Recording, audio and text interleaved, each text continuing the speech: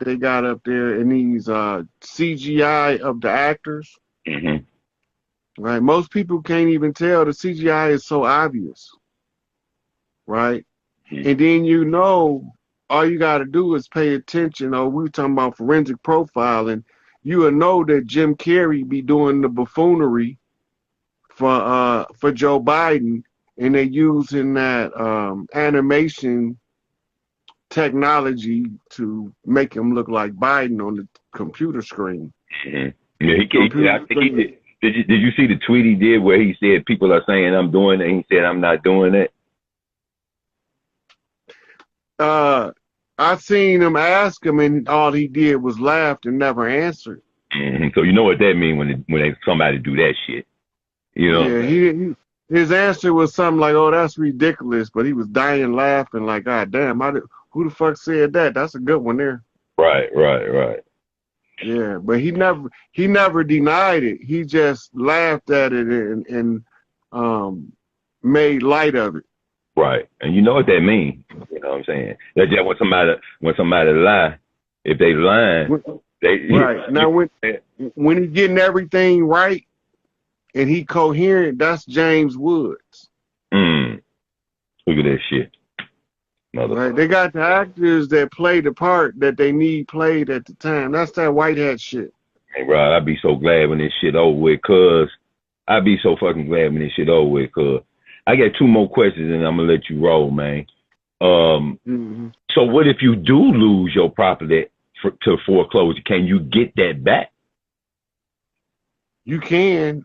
It depends on how long you wait to file to recover the property first and foremost. It's a time sensitive matter. If you fail to file in the timely manner, it becomes what you call using the court for revenge, buyer's regret. Ain't that some shit? Right, but if you file in the timely manner, it's cases in case law where people have won their property back when they found a fraud in their mortgage. Every mortgage is a fraud. Right. And when the fraud is discovered, right, then the one who discovered the fraud is obligated to bring it to the forefront.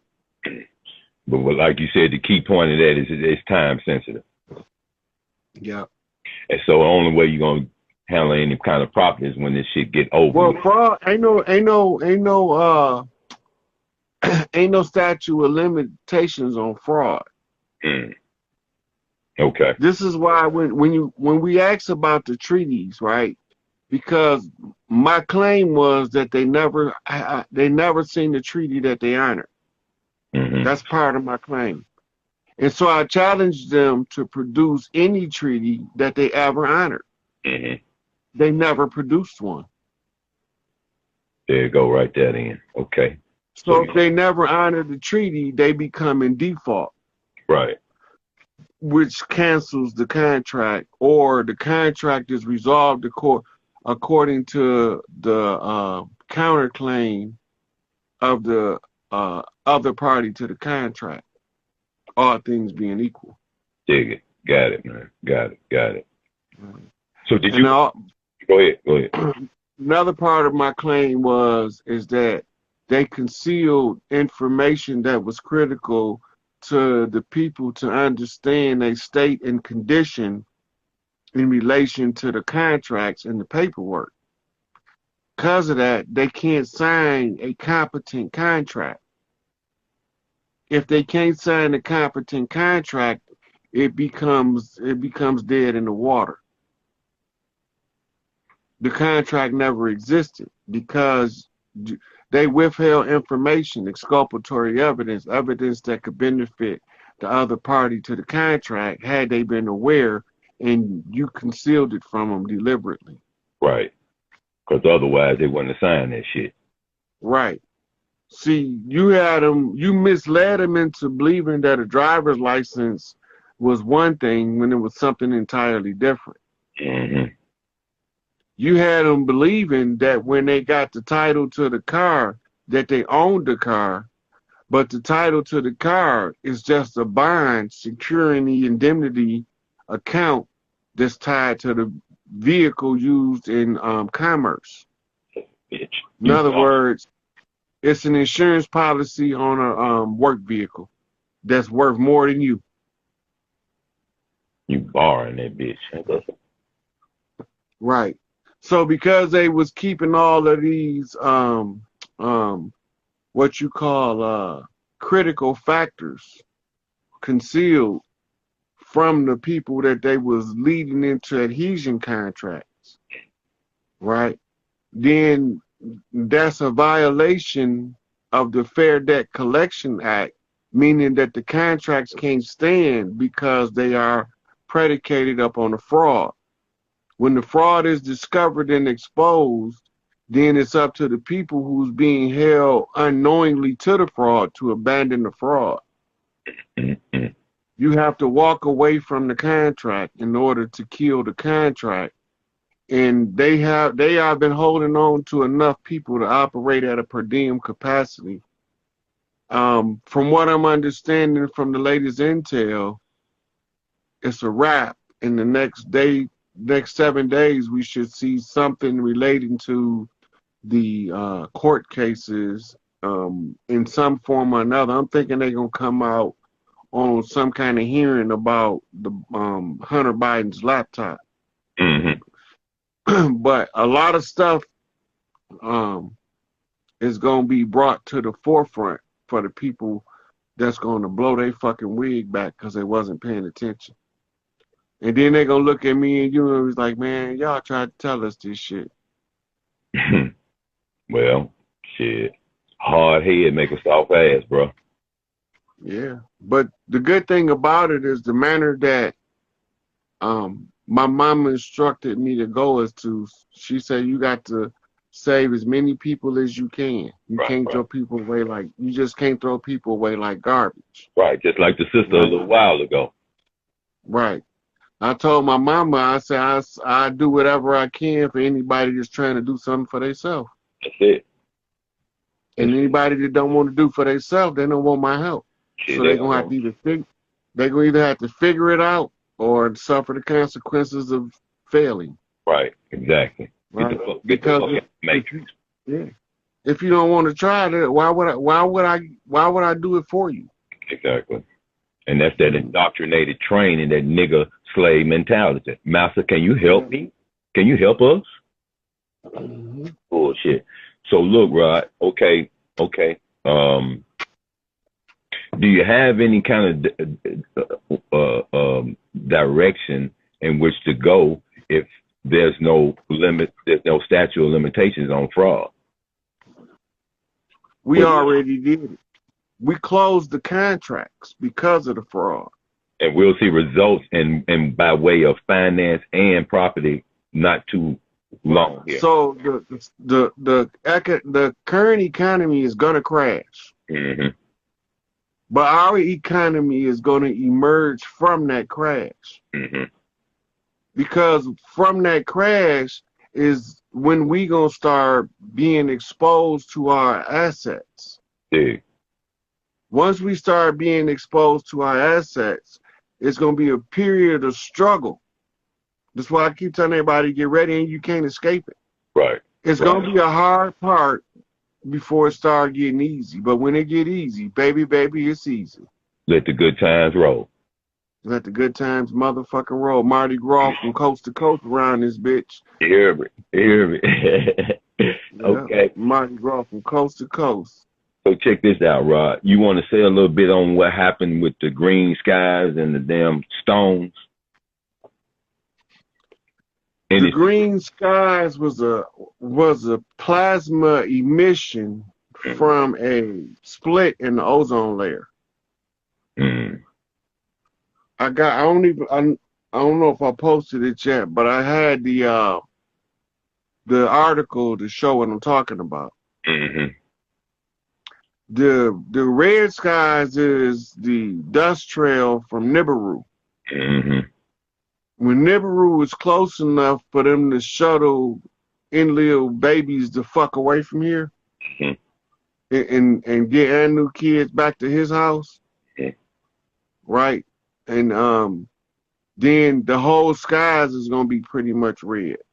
Because the dust cloud is going to be flooding the upper atmosphere. Some places it's going to come across as purple because the ozone is so thick in some places that the red and the blue from the ozone make it look purple, but it's still the same dust cloud that's causing the effect. All right. Right.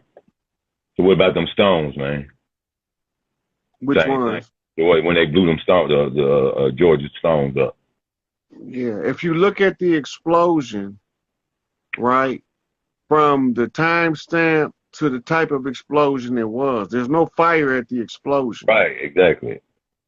Which indicates that it had to be some form of an energy weapon. Exactly. That's the shit I was thinking, man. That's what I was thinking. Some type of energy weapon. Right. Anything that we know of that explodes without a fire, I mean, that explodes, that level of an explosion produces a fire. The only thing that can blow something to that level is an energy weapon without a fire. There's no fire there. Right. That was some it's just noise. That was right. Some Star Trek ray gun shit. Yeah. Well, it wasn't a ray gun because you'd have seen the plasma beam hit it. Okay. It's an energy weapon. Okay. A particle accelerator weapon. Okay. All right. Right. Big difference. So when the particle weapon send the vibration, it instantly heats the stone up, and the stone expands faster than it's the heat is causing the expansion at a rapid rate inside of the stone. And it's faster than the stone can adjust, which causes an explosion. Boom.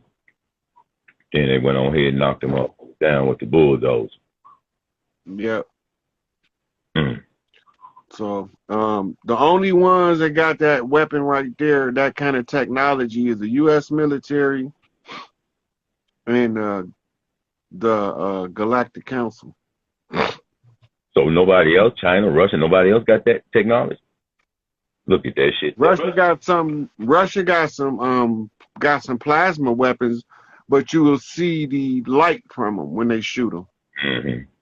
And perfect. Right, and they haven't got them all the way perfected yet. And perfected that shit. But America got the technology under Operation Paperclip. Motherfucking shit, bitches. Wow. Okay, one last question, God. One last question.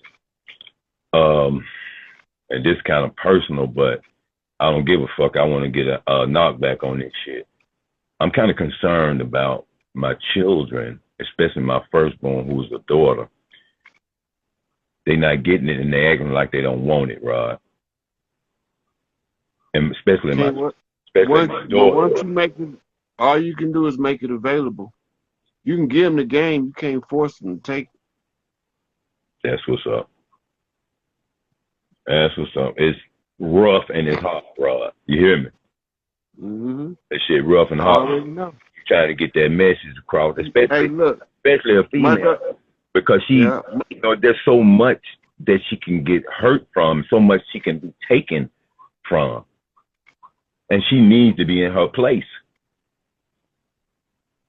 in this war. But when they get this shock and awe of what's been going on that they've been overlooking, that's when they gonna say, "Dad, what the fuck going on? We need your guidance now." They don't need you now, like they gonna need you on the flip. Because when the flip happened, they not mentally ready to accept the paradigm, but it's gonna be in their face. They gonna need a buffer. They gonna need somebody that they can grunt to and be like, "What the fuck is going on with this world?" See, well, I'm glad you said that, Rock. Shit, I was thinking like it's time to sever ties because I got to move the fuck on. I got shit to do, places to go, people to meet, and things to do.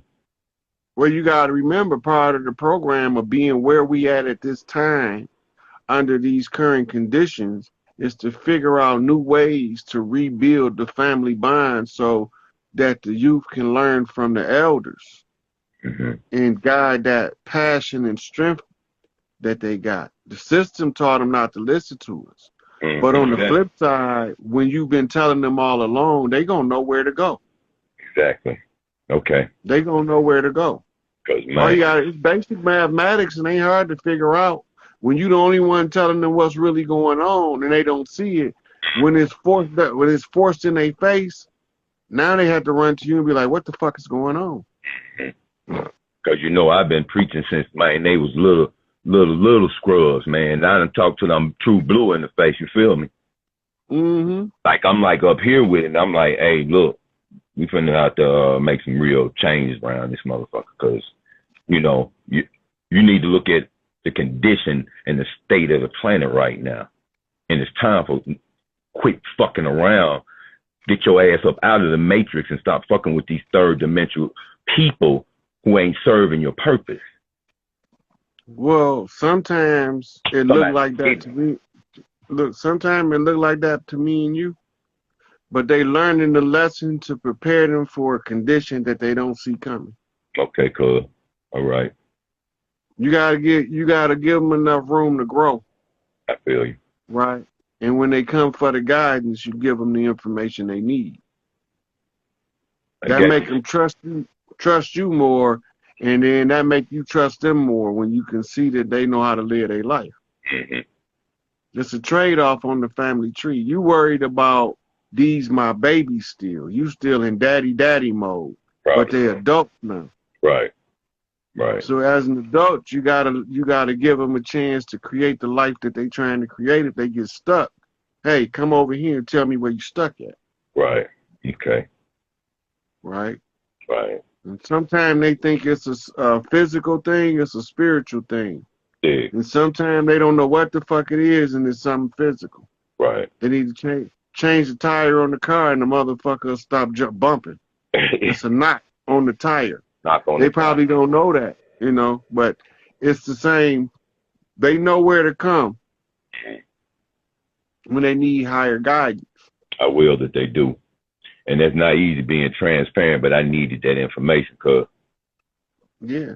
Well, you got to remember this. That don't mean you stop walking your path. Right. Because the further you get along your path, when they see you get to a certain distance, they going to come running to catch up. Real rap. That's what children do when they see their parents growing. The further you get along, they come running to catch up. Chief, you know. God damn it. Man, I appreciate you, Rod. All the time. Appreciate you, cuz, man. It's been a minute. All right, I'm gonna look at my questions and see if what I got in there interesting. Okay. But I'm pretty tired. Yeah. I'm ready to lay it down, so I'm gonna look in there and see if I can answer a couple of them. Go ahead and cut me out so I won't miss nothing. Cause when I cut myself out, I wind up going goddamn back 15 minutes. All right. Peace. All right. Unity.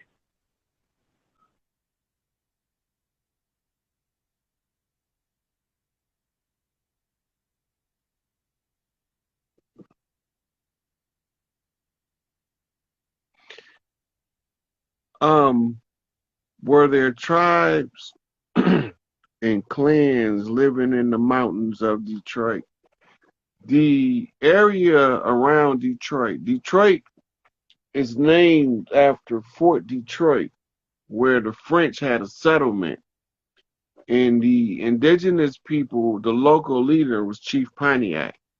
And on the other side of Michigan, at one point it was, I think, Tecumseh was one of the leaders of the people. But they were organic people all through here. The Saginaw is still populated by the Saginaw Indians. That's who still live in Saginaw. In Flint, you have an amalgamation of people that came to work for the auto companies, but you had indigenous people up here all the time, all the way up. Soaring Eagle Casinos to Marquette. Marquette used to be a castle. So Michigan was always heavily populated with the organic people on the land. Michigan is a very instrumental site in our history, right? We got partial cities under Lake Michigan, great cities in the bottom of Lake Erie that was once above water that ended